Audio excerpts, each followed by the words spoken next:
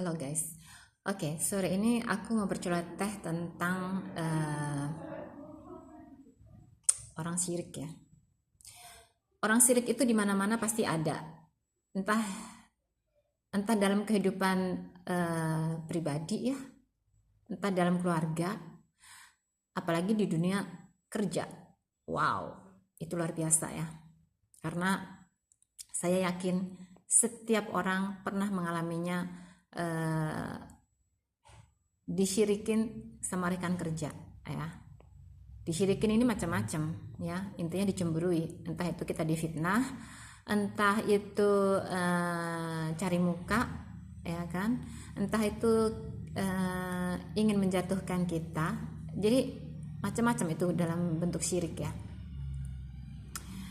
Dan beberapa orang, bahkan saya sendiri pun ya juga mengalaminya. Dari ketika saya masuk ke dunia kerja terutama itu kelihatan sekali ya, rasa persaingannya, sirik-sirikan, kemudian saling menjatuhkan, cari muka dan lain sebagainya. Dan itu benar-benar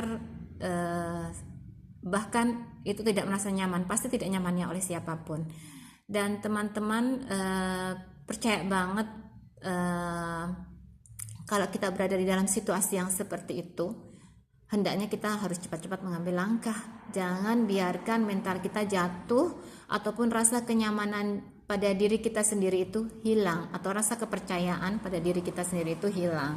Jadi ketika kita berada di suatu lingkungan, entah itu lingkungan pekerjaan, lingkungan pesta, ataupun lingkungan keluarga, ataupun lingkungan apapun, kalau dirasa kita sudah tidak nyaman lagi dan merasa itu mental kita terganggu ya, pikiran dan kejiwaan juga, sebaiknya kita pergi dari lingkungan yang tidak sehat untuk kita. Karena apa? Itu akan menggerogoti jiwa kita dan mental kita menjadi tidak lebih baik lagi.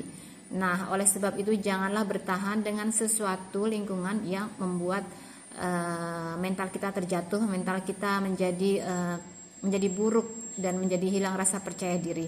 Jadi sebaiknya itu ditinggalkan.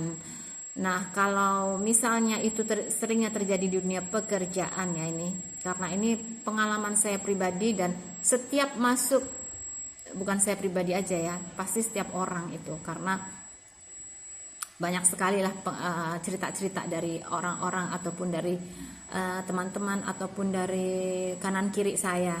Pasti kejadiannya adalah sirik di antara teman kerja.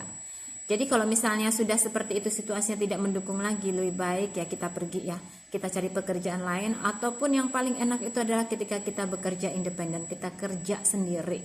Itu lebih asik dan lebih puas, karena kita tidak, persaingannya berbeda. Jadi bukan persaingan antara rekan kerja, tapi persaingan antar, kalau misalnya di dunia bisnis ya persaingan di dunia bisnis, kalau misalnya di dunia entertain pasti saingannya juga di dunia entertain ya, masing-masing juga ada, tapi tekanannya akan berbeda.